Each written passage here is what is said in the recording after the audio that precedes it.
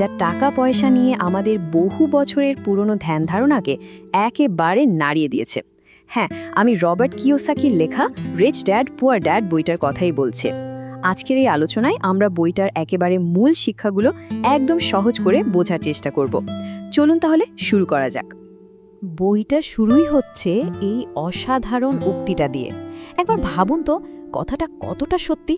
School college আমাদের একটা ভালো চাকরি পেতে তৈরি করে, কিন্তু টাকা আয় করার পর সেটাকে নিয়ে কি করতে হবে তা কিন্তু শেখায় না। আর ঠিক এই জায়গাতেই বইটা আমাদের একটা নতুন পথ দেখায়। গল্পটা আসলে লেখক রবার্ট কিওসাকির নিজের জীবনের। তার ছোটবেলাটা কেটেছে দুজন বাবার অধীনে, আর তাদের দুজনের টাকা পয়সা নিয়ে চিন্তাভাবনা ছিল একদম বিপরীত। একদিকে তার নিজের বাবা, যাকে তিনি গরিব বাবা বলছেন, আর অন্যদিকে তার বন্ধুর বাবা, যিনি ছিলেন ধনী বাবা। এই দুই রকম দর্শনই ছোট থেকে তাকে টাকা নিয়ে ভাবতে শিখিয়েছিল। ব্যাপারটা কিন্তু বেশ অবাক করার মতো। তার গরিব বাবা ছিলেন পিএইচডি করা একজন উচ্চশিক্ষিত মানুষ, ভালো বেতনের সরকারি চাকরি করতেন, কিন্তু সারা জীবন টাকা পয়সার সমস্যায় ভুগেছেন। আর অন্যদিকে তার ধনী বাবা স্কুলের গণ্ডিও পার করেননি, অথচ হাওয়ায় সবচেয়ে ধনী মানুষদের একজন হয়েছিলেন। তাহলে প্রশ্নটা হলো, পুঁথিগত শিক্ষা কি আসলেই আর্থিক সাফল্যের একমাত্র চাবিকাঠি? তো ধনী আর বাকিদের মধ্যে তাহলে আসল পার্থক্যটা কোথায়? কোন সেই মূল মন্ত্র যা তাদের আলাদা করে? ধনী বাবার মতে প্রথম আর সবচেয়ে জরুরি শিক্ষাটা হলো আমাদের মানসিকতা বা মাইন্ডসেট বদলে ফেলা। ধনী বাবা প্রায়ই একটা কথার উল্লেখ করতেন, র্যাট রেস বা ইঁদুর দৌড়। এটা কি? এটা হলো একটা চক্র। মানুষ চাকরি করে কারণ বিল দেওয়ার ভয় আছে, আবার যেই বেতনটা হাতে পায় তখন আরও ভালো জীবনের আকাঙ্ক্ষায় দামি জিনিস কিনে ফেলে। ফলে তাদের আরও বেশি টাকার দরকার হয়, আর তারা সেই চক্রেই আটকে পড়ে, ঠিক যেন একটা খাঁচার ভেতর ইঁদুর যে চাকার ওপর শুধু দৌড়েই চলেছে, কিন্তু কোথাও পৌঁছাতে পারছে না। এই ভাবনাটা কিন্তু খুব গভীর, কারণ আমাদের জীবনের বেশিরভাগ আর্থিক সিদ্ধান্তই এই দুটো জিনিস নিয়ন্ত্রণ করে, ভয় আর লোভ। একদিকে চাকরি হারানোর ভয়, আর অন্যদিকে আরও বেশি পাওয়ার আকাঙ্ক্ষা। আর এই দুটোর চক্করেই আমরা সেই ইঁদুর দৌড়ে আটকে যাই। তাহলে এই ফাঁদ থেকে বেরোনোর উপায় কি? ধনী বাবার রবার্ট আর তার বন্ধুকে একটা দারুণ পথ দেখিয়েছিলেন। তারা মিলে একটা কমিক বইয়ের লাইব্রেরি খুলেছিল, যেটা থেকে তাদের আয় আসতো, কিন্তু তাদের সেখানে সারাক্ষণ থাকতে হতো না। মানে টাকা তাদের জন্য কাজ করছিল। এটাই ছিল টাকাকে দিয়ে কাজ করানোর প্রথম পাঠ। চলুন এবার বইয়ের সবচেয়ে গুরুত্বপূর্ণ অংশে আসা যাক, সেই গোপন রহস্য যা সম্পদ তৈরির আসল চাবিকাঠি। এই একটা জিনিস বুঝতে পারলেই ধনী আর সাধারণ মানুষের মধ্যে চিন্তার পার্থক্যটা পরিষ্কার হয়ে যাবে। ধনী বাবার মতে অ্যাসেট বা সম্পদের সংজ্ঞাটা অবিশ্বাস্য রকম সহজ। যা কিছু আমাদের পকেটে টাকা নিয়ে আসে সেটাই হলো সম্পদ। যেমন একটা বাড়ি যেটা ভাড়া দেওয়া আছে, বা স্টক যা থেকে ডিভিডেন্ড আসে। মূল কথা হলো ক্যাশ ফ্লো বা নগদ টাকার প্রবাহটা কোন দিকে হচ্ছে। আর সম্পদের ঠিক উল্টোটা হলো লায়াবিলিটি বা দায়। যা কিছু আমাদের পকেট থেকে টাকা বের করে নিয়ে যায় সেটাই দায়। যেমন গাড়ির জন্য দেওয়া মাসিক কিস্তি বা ক্রেডিট কার্ডের বিল।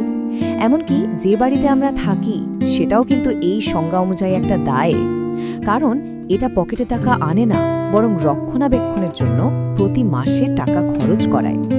এই ছবিটা দেখলেই ব্যাপারটা জলের মতো পরিষ্কার হয়ে যাবে। দেখুন, গরিব ও মধ্যবিত্তদের আয়ের টাকাটা সরাসরি খরচ আর দায় মেটাতে বেরিয়ে যাচ্ছে। অন্যদিকে ধনীরা তাদের আয় দিয়ে প্রথমে সম্পদ কেনে, সেই সম্পদ তাদের জন্য আরও আয় তৈরি করে, আর সেই আয় দিয়ে তারা নিজেদের খরচ চালায়। পুরো খেলার পার্থক্যটাই এখানে।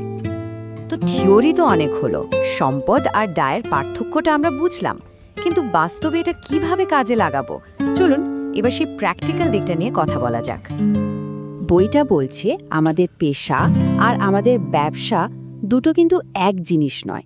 আমাদের পেশা হলো আমাদের চাকরি, যা দিয়ে আমরা মাস চালাই, কিন্তু আমাদের আসল ব্যবসা হলো আমাদের অ্যাসেট বা সম্পদের কলমটা তৈরি করা। যেমন একজন ডাক্তারের পেশা ডাক্তারি করা, কিন্তু তার ব্যবসা হতে পারে তার কেনা রিয়েল এস্টেট বা স্টক পোর্টফোলিও।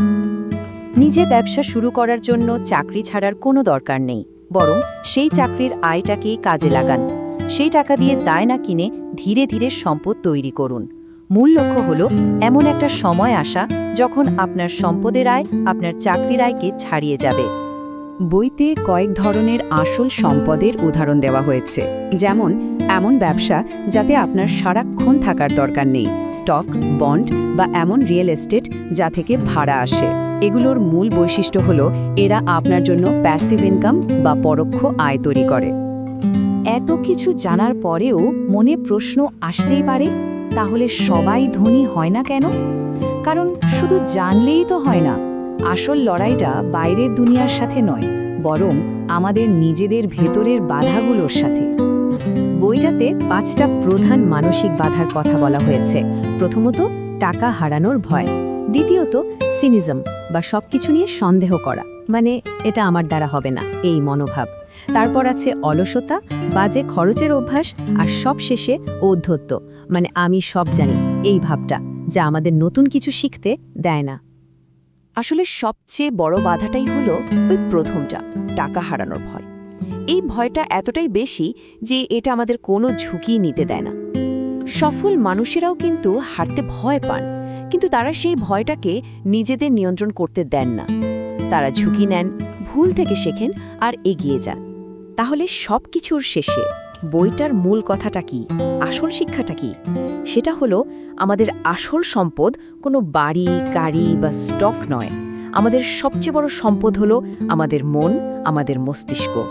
আর্থিক শিক্ষায় বিনিয়োগ করাই হলো জীবনের সবচেয়ে লাভজনক বিনিয়োগ। এই আলোচনাটা শেষ করার আগে তাই একটা প্রশ্ন রেখে যেতে চাই। যদি আমাদের মনই আমাদের সবচেয়ে বড় সম্পদ হয়, তাহলে সেই সম্পদকে আরও মূল্যবান করার জন্য, তাকে আরও উন্নত করার জন্য আমরা প্রতিদিন কি করছি? নতুন কিছু শেখার এই যাত্রাই কিন্তু আমাদের সত্যিকারের আর্থিক স্বাধীনতার পথে নিয়ে যাবে।